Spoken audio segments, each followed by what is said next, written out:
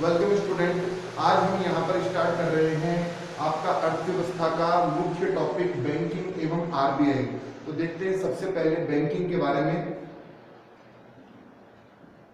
हमारा सबसे पहला टॉपिक है बैंकिंग। देखिए बैंकिंग जो ये शब्द है ये हमारे यहाँ पर प्रचलित नहीं था शुरू में। ये शब्द पश्चिमी देशों से निकल के आया है। पश्चिमी देशों से मतलब जैसे कि आपका ब्रिटेन हो गया और ये जितने भी वेस्ट में जितने कंट्री पड़ते हैं वहां से ये बैंकिंग शब्द का प्रादुर्भाव हुआ है, वहां से ये बैंकिंग शब्द निकल के आया है। अब प्रश्न ये उठता है कि हमारे यहाँ पर ये कब आया। तो जिस समय हमारा देश स्वतंत्र था अंग्रेजी हुकूमत के हाथों में, उस समय हमारे देश में ये बैंकिंग शब्द का प्रवेश हुआ। यानी कि वो पश्चिमी देश इसको लेके आए और लेके आने वाला कौन था? ब्रिटेन। ब्रिटेन हमारे देश की व्यवस्था के अंदर इस बैंकिंग शब्द को लेके आया, यानी उसने यहाँ पर बैंकिंग की व्यवस्था शुरू की। देखिए इस बैंकिंग की व्यवस्था के अंतर्गत ब्रिटेन ने यहाँ पर सबसे पहले एक बैंक शुरू किया और उस बैंक का नाम था RBI, reserve bank of India, भारतीय रिजर्व बैंक। परंतु आज रिजर्व बैंक जिस भूमिका में है, आज रिजर्व बैंक केंद्रीय बैंक की भूमिका के अंदर है, लेकिन उस समय केंद्रीय बैंक ना होकर अंग्रेज सरकार द्वारा इसको निजी बैंक के रूप में स्थापित किया गया। जैसे आजकल आप कई व्यावसायिक और वाणिज्यिक बैंक देखते हैं ना, जैसे एसबीआई और पीएनबी, ऐसे जो बैंक देखते हैं, इस रूप में ये आरबीआई शुरू में आया। और निजी बैंक के दो तीन कार्य होते हैं, अपने ग्राहकों की जमा को स्वीकार करना, उनको उधार देना या फिर उनकी बचत करना, इसी तरीके के कार्य शुरू में आरबीआई करता था। अब इसमें मैं आपको बैंकिंग की एक एग्जैक्ट डेफिनेशन बता देता हूं इधर कि बैंक आखिर होता क्या है। तो बैंक एक ऐसा संस्थान है, देखिए इसकी परिभाषा मैं बताता हूं, वह संस्थान जो प्राथमिक रूप से अपने ग्राहकों की जमा स्वीकार करता है,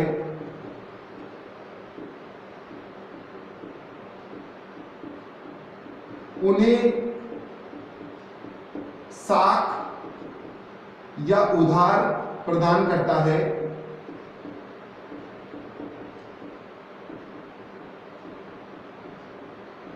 वही आपका क्या कहलाता है? बैंक कहलाता है। वही बैंक कहलाता है।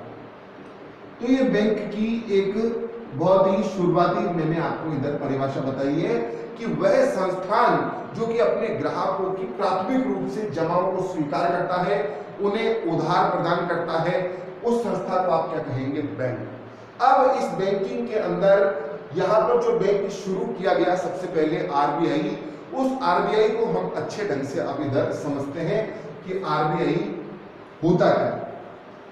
देखिए बैंकिंग के अंदर बैंक विभिन्न प्रकार के होते हैं।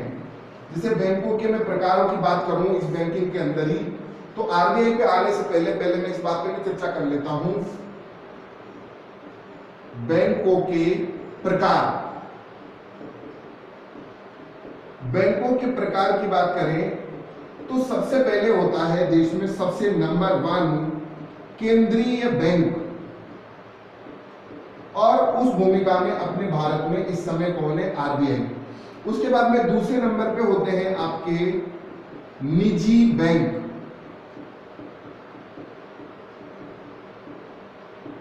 व्यावसायिक बैंक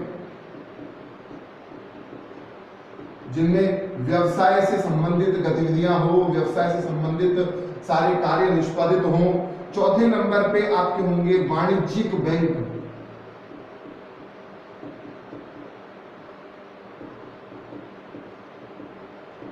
औद्योगिक बैंक जो उद्योग से संबंधित कार्यों को संपन्न करे, औद्योगिक बैंक। इसी तरीके से विदेशी मुद्रा से संबंधित बैंक, फॉरेक्स बैंक जिनको बोलते हैं, ऐसे कई आपके बैंकों के प्रकार होते हैं। अब बैंकों के प्रकार से आगे बढ़ के हम आपको लेके आते हैं अगले इंपॉर्टेंट टॉपिक आरबीआई की तरफ, जो कि हमारे यहाँ का केंद्रीय बैंक है और आपके अर्थव्यवस्था में सबसे इंपॉर्टेंट टॉपिक है, सबसे मुख्य टॉपिक है। देखिएगा आरबीआई, आरबीआई का फुल फॉर्म क्या है? आरबीआई को क्या बोलते हैं? भारतीय रिजर्व बैंक। भारतीय रिजर्व बैंक की बात करें तो इसकी स्थापना अंग्रेज सरकार ने 1935 के अंदर की और 1935 के अंदर ब्रिटिश सरकार ने एक एक्ट लेके आई, वो सीबीआई अधिनियम, सीबीआई एक्ट लेके आई, सीबीआई एक्ट 1934, और इसके अंतर्गत भारतीय रिजर्व बैंक की स्थापना एक निजी बैंक के रूप में की गई। और उसके पश्चात जब भारतीय सरकार को इसे केंद्रीय बैंक के रूप में स्थापित करना था, तब भारतीय सरकार ने 1949 के अंदर इस बैंक का किया राष्ट्रीयकरण। राष्ट्रीयकरण करने से मतलब है कि इसके 100% यानी कि 100% शेयर निजी क्षेत्र से खरीदकर इसको सरकार ने पूर्णतया राष्ट्रीयकृत कर दिया और इस बैंक को फिर एक नई भूमिका दी गई और उस नई भूमिका के अंदर ये निजी बैंक की भूमिका से परे हटकर केंद्रीय बैंक के रूप में उभर के आया और निजी बैंक के कार्य इसने करना बंद कर दिया। केंद्रीय बैंक के रूप में ये, अब मैं इसमें बताऊंगा आपको कि केंद्रीय बैंक के रूप में इसके क्या क्या मुख्य कार्य होते हैं। केंद्रीय बैंक के रूप में अगर हम मोटे तौर पे देखें तो सरकार के बैंक की भूमिका निभाना, छोटे बैंक जो व्यावसायिक बैंक है, निजी बैंक, उनकी गतिविधियों को नियमित करना, विनियमित करना, नियंत्रित करना, मुद्रा स्फीति को नियंत्रित करना, ये सारे कार्य इसको एक सेंट्रल बैंक, केंद्रीय बैंक की भूमिका के रूप में प्रदान किए गए। अगर प्रेजेंट में हम बात करें तो भारतीय रिजर्व बैंक का मुख्यालय, इसका मुख्यालय है मुंबई में, जिसको कि देश की आर्थिक राजधानी कहा जाता है। वहां पर आरबीआई का मुख्यालय हेडक्वार्टर स्थित है और इसके प्रेजेंट गवर्नर जो है आपके, वो है शक्तिकांत दास। इनसे पूर्व इसके गवर्नर थे उर्जित पटेल और उनसे पूर्व थे रघुराम राजन। बड़े विद्वान लोगों को इसके गवर्नर बनने का मौका मिलता है और वही आरबीआई की नीतियों को निर्धारित करते हैं। अब हम यहाँ पर हमारे अगले मुख्य टॉपिक की तरफ आते हैं, आरबीआई के मुख्य कार्य। देखिए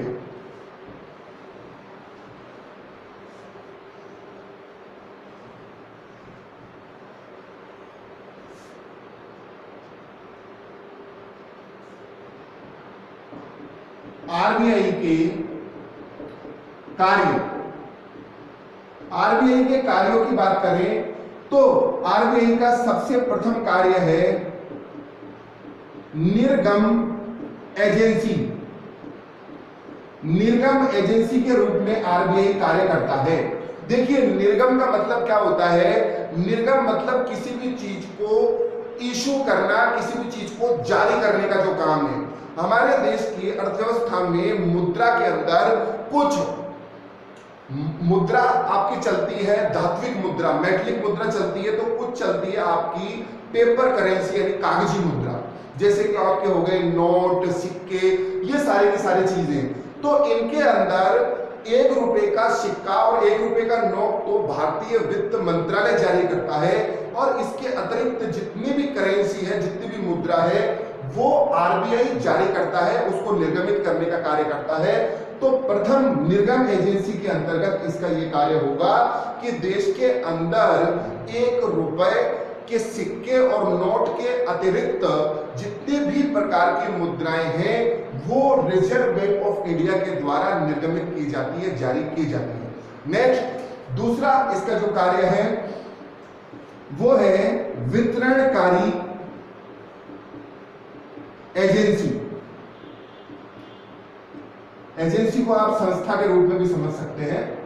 शुद्ध हिंदी में वितरणकारी एजेंसी से क्या मतलब है? यहाँ पर जो सिक्के और नोट आरबीआई के द्वारा जारी की गए प्रथम कार्य के अंतर्गत, और सिर्फ आरबीआई नहीं, आरबीआई के अतिरिक्त भारत सरकार के द्वारा, भारत सरकार के वित्त मंत्रालय के द्वारा जो 1 रुपए के सिक्के और नोट जारी किए गए, दोनों मिला के जब मार्केट के अंदर, बाजार की अर्थव्यवस्था के अंदर वितरित किए जाते हैं तो उसको बोला जाता है वितरणकारी एजेंसी का इसका कार्य। यानी कि कहने का मतलब ये हुआ कि अर्थव्यवस्था में बाजारों तक जारी किए गए सिक्के एवं सभी प्रकार के नोट, उनको जब वितरण किया जाता है तो इस रूप में इसे वितरणकारी एजेंसी कहा जाता है। तीसरे नंबर पे हम इसका कार्य देखेंगे, सरकार का bank, bank of the government. देखिए सरकार का बैंक से मतलब है, जैसे देखिए आज हमको रुपए की जरूरत पड़ती है तो हम किसी निजी बैंक की तरफ जाते हैं, हमको हमारा धन जमा करवाना होता है तो निजी बैंक की तरफ जाते हैं।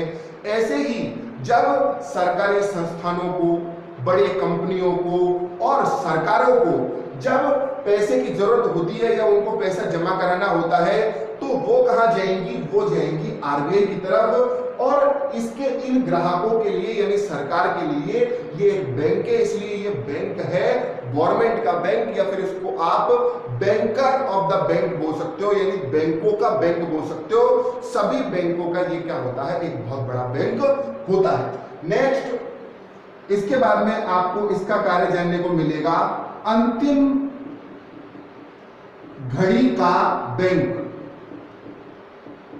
अंतिम घड़ी का बैंक यानी कि banker of the last resort. कई बार जो सरकारी संस्थान होते हैं, सरकारी कंपनियां होती है, राज्य सरकारें होती है, उनको अंतिम समय में, संकट के समय में जब कहीं से भी धन प्राप्त नहीं हो रहा होता है तो उस संकट के समय आर्थिक रूप से मदद करने का कार्य करता है रिजर्व बैंक ऑफ इंडिया, इसीलिए इसे कहा जाता है अंतिम घड़ी का बैंक।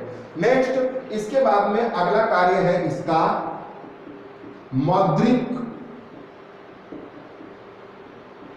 एवं साख नीति। साख मतलब उधार, और मुद्रा, मुद्रा और साख से संबंधित एक वर्ष में 2 चक्र, 2 साइकिल्स के हिसाब से 2 बार मौद्रिक एवं साख नीति जारी की जाती है, और कभी जरूरत पड़ने पर, कभी भी एक निश्चित समय पर भी ये नीति जारी की जाती है। तो मुद्रा और साख से संबंधित देश की आर्थिक नीति को जारी करने का कार्य भी कौन करता है? आरबीआई करता है। उसके अंदर ये कई तरीके के टूल्स यानी उपकरण फॉलो करता है, जैसे SLR, CRR, repo rate, reverse repo rate, वो मैं आपको आगे समझाऊंगा। नेक्स्ट, छठे नंबर पे इसका कार्य क्या है? 5 नंबर तक आपने देख लिए ये सारे कार्य। छठे नंबर पर इसका कार्य है विनिमय दर स्थिरीकरण। विनिमय दर एक्सचेंज रेट होती है, जैसे हमारी मुद्रा और विदेशी देशों की मुद्रा, जैसे डॉलर, पाउंड, येन, तो उनमें जो एक्सचेंज होता है, उनमें जो विनिमय होता है मुद्राओं को एक देश से दूसरे देश में व्यापार इत्यादि करने के लिए जब मुद्रा विनिमित की जाती है तो उसकी विनिमय जो दर होती है, एक्सचेंज रेट, उसको स्थिर यानी स्टेबलाइज, उसको कम या ज्यादा करना है या फिर किस तरीके से स्थिर करना है, ये सारा कार्य किया जाता है आरबीआई के द्वारा। अगला आप देखेंगे मुद्रा स्थिति स्थिरीकरण। देखिए मुद्रा स्थिति क्या होती है? जब बाजार के अंदर पैसे की तरलता बढ़ जाती है, यानी पैसे का फ्लो बढ़ जाता है, तो एकदम से मुद्रा स्फीति जनित होती है। और मुद्रा स्फीति की वजह से जो हमारे देश का पिछड़ा हुआ सेक्शन है, जिसको आप गरीब बोल सकते हो, जो बैकवर्ड लोग हैं, उनको मुद्रा स्फीति की वजह से एकदम दाम बढ़ने की वजह से काफी नुकसान होता है। उनके लिए पेट्रोल, दूध और जो राशन के सामान है, उनकी कीमतें बढ़ जाती है, और उस समय उसको नियंत्रित करने का काम, उसको स्थिर करने का काम कौन करता है? आरबीआई करता है।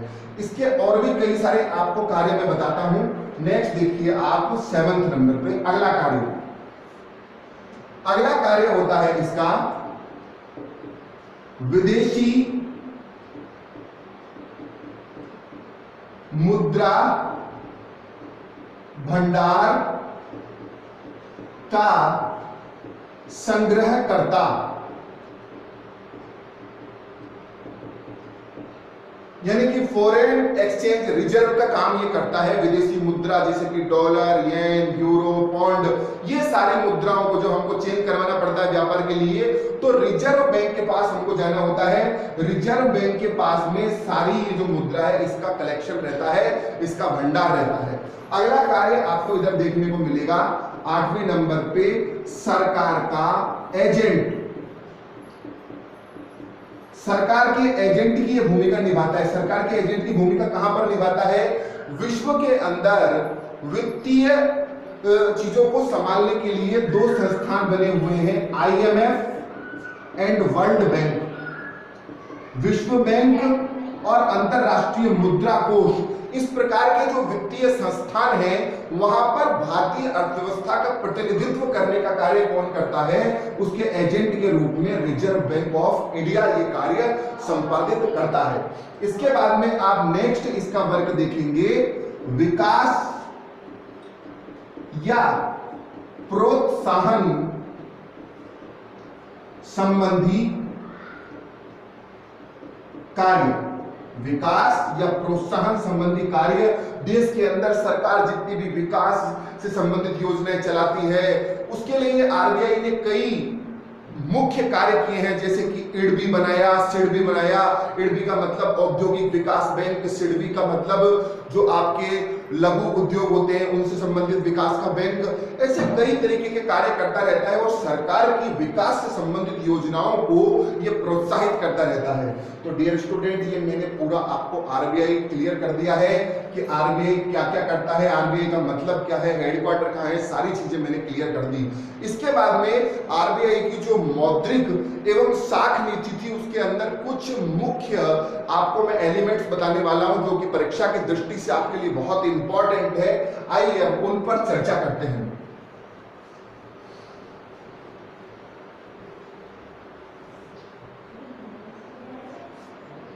देखिए, अगला हमारा मुख्य टॉपिक है मौद्रिक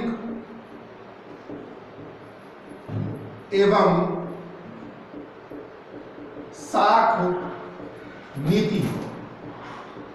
मौद्रिक और साख नीति के अंदर इस नीति को, मुद्रा से संबंधित इस साख नीति को संभालने के लिए रिजर्व बैंक ऑफ इंडिया के कुछ मुख्य आर्थिक उपकरण बने हुए हैं, उन पर हम एक एक करके चर्चा करते हैं। सर्वप्रथम हमको यहां पर देखने को मिलता है CRR। CRR का फुल फॉर्म होता है इंग्लिश में कैश रिजर्व रेशो, जिसको कि हिंदी में कहा जाता है नकद आरक्षित या आरक्षण अनुपात। इसका क्या मतलब है? देश की अर्थव्यवस्था में जो कुछ अनुसूचित बैंक होते हैं, शेड्यूल्ड बैंक, उनको अपनी इनकम का, अपनी आय का एक निश्चित प्रतिशत आरबीआई के पास में नकद में सुरक्षित रखना होता है। इसे कहा जाता है CRR और ये अमूमन आपका होता है 3 से 10% के आसपास। शुरू में 3 से 10% होता था, लेकिन अब इसकी निचली सीमा को कम करके 0 कर दिया गया और अब ये 0 से 10% के बीच में रहता है। फिर से सुन लीजिए, निजी या अनुसूचित बैंकों की आय का एक निश्चित प्रतिशत नकद में जब रिजर्व बैंक के पास सुरक्षित रखना होता है, उसे कहा जाता है नकद आरक्षित अनुपात। यह सुरक्षित क्यों रखवाया गया? कई बार जब मार्केट, बाजार के अंदर मुद्रास्फीति बढ़ जाती है, महंगाई बढ़ जाती है, तो उस महंगाई की जो मुख्य कारण है तरलता, उस तरलता को नियंत्रित करने के लिए, मार्केट में पैसे के फ्लो को नियंत्रित करने के लिए रिजर्व बैंक इन सभी बैंकों का पैसा कुछ प्रतिशत अपने पास में सुरक्षित रख लेता है, ताकि मार्केट में तरलता ना बढ़े और उसके ना बढ़ने से मुद्रास्फीति ना बढ़े। सेम टू सेम आपको और जगह भी यही कारण देखने को मिलेगा। यानी एक तरीके से देश की अर्थव्यवस्था को सुदृढ़ करना और उसके अंदर मुद्रास्फीति इत्यादि समस्याओं को नियंत्रित करने के लिए ये उपकरण आरबीआई के द्वारा अपनाए जाते हैं। नेक्स्ट हम आपको दूसरे बिंदु की तरफ लेकर चलते हैं, SLR। SLR को क्या बोला जाता है? स्टेचुअरी लिक्विडिटी रेशो, जिसको कि शुद्ध हिंदी में आप बोलोगे सांविधिक तरलता अनुपात। सांविधिक तरलता अनुपात से हमारा क्या मतलब है? सांविधिक तरलता अनुपात आपको CRR से मिलता जुलता ही लगेगा, परंतु इसमें एक थोड़ा सा बारीक सा डिफरेंस है। उसके अंदर नकद सुरक्षित रखना था, RBI के पास सुरक्षित रखना था। इसकी परिभाषा देखिए, बैंकों की अनुसूचित जो बैंक है, निजी बैंक, अनुसूचित बैंकों को अपनी आय का एक निश्चित प्रतिशत खुद अपने पास ही सुरक्षित रखना पड़ता है, और इस बार कोई जरूरी नहीं है कि वो नकद में ही हो, किसी और असेट यानी परिसंपत्ति के रूप में भी वो पूंजी हो सकती है, और वो अपने पास ही सुरक्षित रखना है। तो ये दो आपको बड़े अंतर इसमें नजर आए।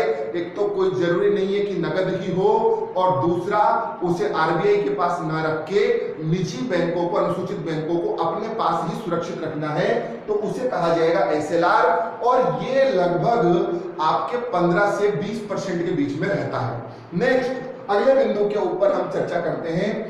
तीसरे नंबर पे हमारे पास में आता है बैंक रेट, बैंक दर। देखिए, बैंक दर का मतलब क्या है? बैंक द्वारा अनुसूचित बैंकों को ऋण देने के लिए प्रदान की गई एक दर है, ब्याज की एक दर है, जो कि उन अनुसूचित बैंकों को दीर्घकालीन यानी लंबे समय के लिए जो ऋण दिए जाते हैं उस पर प्रदान की जाती है। दोबारा से समझिए, अनुसूचित बैंकों को रिजर्व बैंक ऑफ इंडिया द्वारा दीर्घकाल के लिए जो ब्याज दर प्रोवाइड करवाई जाती है, उपलब्ध करवाई जाती है, उसी को बोला जाता है बैंक दर। नेक्स्ट इसी से मिलती जुलती आपको नेक्स्ट बताते हैं हम रेपो दर, रेपो रेट। एक्चुअली ये इंग्लिश के वर्ड रीपरचेज से बना है, जो कि वेस्टर्न कंट्रीज से ये वर्ड निकल के आया है, रीपरचेज पुनर्खरीद दर, और उससे आपका रेपो दर ये बना है। इसके अंदर क्या होगा, इसमें और लास्ट वाले में एक छोटा सा डिफरेंस है। लास्ट वाली में ये दर प्रदान करवाई जा रही है दीर्घकालीन ऋण पर, जबकि ये प्रदान करवाई जाएगी लघुकालीन या फिर शॉर्ट टर्म, मतलब छोटे समय के लिए। देखिए, इसकी परिभाषा समझते हैं। रिजर्व बैंक ऑफ इंडिया के द्वारा अनुसूचित बैंकों को लघुकालीन या कम समय के लिए जो ब्याज की दर उपलब्ध करवाई जाती है उसे कहा जाता है रेपो रेट। नेक्स्ट हम समझते हैं अगला, परिवर्ती रेपो दर। परिवर्ती रेपो दर से यहां मतलब है reverse repo rate. Reverse repo rate इसकी जस्ट उल्टी है। इसके अंदर लघु काल के लिए पैसा जमाया, पैसा किसको मिला है? अनुसूचित बैंकों को, और ब्याज की दर कौन प्रोवाइड करवा रहा है? Reserve bank. On the other hand side परिवर्ती रेपो दर के अंदर अनुसूचित या निजी बैंक अपना पैसा RBI के पास जमा करवाएंगे लघु समय के लिए, और उनको RBI जो ब्याज की दर देगा उसको कहा जाता है परिवर्ती रेपो दर। तो दोनों में एक बारीक सा डिफरेंस है। रेपो रेट ये ब्याज देता है रिजर्व, ये ब्याज जो है जब वो बैंक रिजर्व बैंक में अपना पैसा जमा कराते हैं तब उनको मिलता है परिवर्ती रेपो दर के अंदर, जबकि रेपो दर के अंदर जब वो रुपया लेते हैं रिजर्व बैंक से तो उस पर जो दर प्रोवाइड करवाई जाती है उसको कहा जाता है रेपो दर। तो दोनों आपके कंसेप्ट क्लियर हुए। नेक्स्ट इससे संबंधित अगले टॉपिक की तरफ हम आते हैं। अब इन सारी रेट और रेशो के थ्रू वो अर्थव्यवस्था को विनियमित करने का और नियंत्रित करने का कार्य करता है। अगली दर हमारे पास में होती है बेस दर। बेस दर का मतलब है बेस रेट, जिसको इंग्लिश में बोला जाता है। रिजर्व बैंक ऑफ इंडिया के द्वारा अनुसूचित बैंकों के लिए, निजी बैंकों के लिए एक न्यूनतम दर निर्धारित की गई है कि इससे नीचे वो किसी भी बैंक को ऋण प्रदान नहीं कर सकते, उसको कहा जाता है बेस रेट। तो ये सारे मैंने मौद्रिक एवं साख नीति के आपको मुख्य कंसेप्ट इधर बता दिए हैं। अब मैं इसके अतिरिक्त कुछ और चीजें हैं उन पर चर्चा कर लेता हूं। देखिए नेक्स्ट आपका इधर इंपॉर्टेंट टॉपिक है जो कि आजकल देखने में मिल रहा है, एनपीए। एनपीए का फुल फॉर्म है नॉन परफॉर्मिंग एसेट्स, गैर निष्पादित परिसंपत्तियां। गैर निष्पादित परिसंपत्तियां ये क्या है? देखिए जैसे आप किसी से रुपया उधार ले लो और काफी दिनों तक उसको चुकाओ नहीं, ऐसे ही बैंकों से कई सरकारें, कई बड़े बड़े बिजनेसमैन, सरकारी संस्थान वो रुपया तो ले लेते हैं, परंतु उसको एक जो फिक्स समय सीमा होती है जो कि लगभग 90 दिन के आसपास या किसानों के लिए 2 फसल चक्र के आसपास रखी गई है, उसके अंदर अगर वो उसको वापस नहीं चुका पाते हैं तो वो ये समझकर चलिए कि बैंकों का रुपया बर्बाद हो चुका है, और उसी बर्बाद रुपये को कहा जाता है एनपीए, नॉन परफॉर्मिंग एसेट्स। और ये आजकल बैंकों की बहुत बड़ी समस्या है। इसकी वजह से बैंक डूबते जा रहे हैं, बैंकों का दोबारा से विलय करना पड़ रहा है, कई बैंकों को जोड़ना पड़ रहा है और देश की अर्थव्यवस्था इस वजह से खतरे में आ रही है। तो इस चीज को सुधारने के लिए सरकार कुछ उपाय भी करती है, जैसे इससे संबंधित गवर्नमेंट एक एक्ट लेके आई है, सराफेसी एक्ट। सराफेसी एक्ट जो सराफेसी अधिनियम लेके आई है उसके अंदर प्रावधान कड़े कर दिए गए हैं, और उसमें कहा गया है कि पहले उनको बाध्य किया जाए कि इस समय सीमा के अंदर आप अपने ब्याज का और अपनी रकम का भुगतान करें, और अगर वो जो निजी संस्थान है फिर जो भी पैसे लेने वाले हैं, अगर वो मनी लेंडर्स पैसा वापस नहीं करते हैं तो फिर उनके ऊपर रिजर्व बैंक सराफेसी एक्ट के अंदर कार्रवाई कर सकता है, उनके संस्थान और उनकी संपत्ति को जब्त कर सकता है और उसको बेचकर अपना एनपीए वो क्लियर कर सकता है। तो ये हमने देखा। इसके अलावा बैंकिंग और आरबीआई इन सारी व्यवस्थाओं को सुधारने के लिए कई सारी मीटिंग्स हुई, जैसे इसमें 3 मीटिंग्स हुई बेसल की फर्स्ट मीटिंग, सेकंड मीटिंग और थर्ड मीटिंग, और तीनों का जो उद्देश्य है वो एक ही था कि बैंकों का जो ये एनपीए वगैरह बढ़ता जा रहा है, बैंकिंग व्यवस्था के अंदर सुधार करने के लिए, उनका रुपया व्यवस्थित करने के लिए, जो वो डूबते जा रहे हैं उस रकम को वापस लेने के लिए ये बेसल की मीटिंग हुई। पहली मीटिंग स्विट्जरलैंड के अंदर हुई, उसके अंदर सिर्फ इसका एक फॉर्मेट रखा गया। फिर सेकंड और थर्ड मीटिंग के अंदर इस बैंकिंग व्यवस्था के पुनरुद्धार के ऊपर चर्चा की गई कि किस प्रकार से बैंकिंग व्यवस्था को पुनर्जीवित किया जा सके और इसके अंदर जान फूकी जा सके और बैंकिंग व्यवस्था को जीवित किया जा सके। नेक्स्ट बेसल के बाद में हम बैंकिंग से संबंधित नेक्स्ट अगले इंपॉर्टेंट कंसेप्ट पे आते हैं, और उससे पहले आपको 2 छोटे छोटे कंसेप्ट बीच में बताकर चलते हैं। बैंकों के जो हम आपको प्रकार बता रहे थे उनके अंदर 2 बैंक और होते हैं। एक होते हैं आपके आरआरबीज को बोला जाता है regional banks, regional rural banks यानी क्षेत्रीय ग्रामीण बैंक। क्षेत्रीय ग्रामीण बैंक क्या करते हैं, रीजनल लेवल पर जो ग्रामीण लोगों का अर्थव्यवस्था है उसको सुधारने के लिए ये बैंक बनाए गए हैं। नेक्स्ट आपका होता है कोऑपरेटिव बैंक्स। कोऑपरेटिव बैंक को बोला जाता है सहकारी बैंक। सहकारी बैंक ये किसानों के लिए, छोटे उद्यम कर्मियों के लिए, उद्योग धंधा चलाने वालों के लिए ये बहुत ही लाभकारी सिद्ध हुआ है, क्योंकि इसकी वजह से वो लोग एक प्लेटफॉर्म पर सहकारी रूप से अपना पैसा मिलाते हैं और जरूरत पड़ने पर उसका सदुपयोग करते हैं और अपनी खेती, किसानी, उद्योग धंधे को संभाल लेते हैं। तो ये काफी हमारे लिए बहुत उपयोगी सिद्ध हुआ है कोऑपरेटिव बैंक। नेक्स्ट अगले और इंपॉर्टेंट टॉपिक्स पे हम डिस्कशन करते हैं। इसी प्रकार से कुछ पेमेंट बैंक और जो रीजनल लेवल पे औद्योगिक बैंक और ये सारी चीजें बनाई जा रही है, उपयोगी सिद्ध हुई है।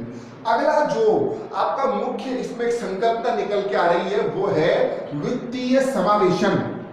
और एक्चुअली वित्तीय समावेशन करने के लिए ये पेमेंट बैंक वगैरह सब खोले जा रहे हैं ताकि हर एक व्यक्ति को बैंकिंग व्यवस्था के साथ में जोड़ा जा सके, उसको समावेशित किया जा सके।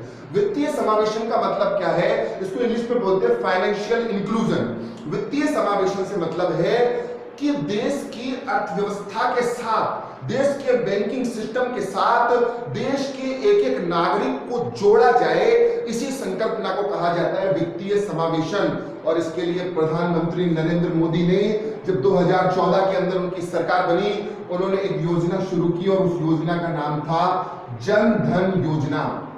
जनधन योजना के अंदर बहुत से लोगों के, करोड़ों लोगों के खाते खुलवाए गए और उनको वित्तीय रूप से समावेशित किया गया, जो कि पहले बैंकिंग और अर्थव्यवस्था से बाहर थे और इससे संबंधित नहीं थे। अब उनको इससे कनेक्ट किया गया है। दूसरा एक योजना चलाई गई है प्रधानमंत्री नरेंद्र मोदी के द्वारा, मुद्रा योजना। मुद्रा योजना के अंतर्गत छोटे उद्योग कर्मी जो हैं, जो कि बाजार के अंदर रेडी, पटरी, ठेला ये सब लगाते हैं, उनको पहले बैंकों से लोन मिलना बहुत मुश्किल था और वो अर्थव्यवस्था से एक तरीके से पृथक थे। परंतु मुद्रा योजना के अंतर्गत जब उनको ऋण प्रदान किया गया सस्ती दरों पर, तो फिर उनकी अर्थव्यवस्था भी सुदृढ़ होने लगी, उनको भी रोजगार मिलने लगा। तो इस प्रकार से डियर स्टूडेंट, मैंने आज की क्लास के अंदर बैंकिंग और आरबीआई और इससे जुड़े हुए कई इंपॉर्टेंट तत्वों को क्लियर करने की कोशिश की है। कोई भी प्रॉब्लम आए आप मुझसे पूछ सकते हैं। आज के लिए इतना ही काफी है। Thank you very much.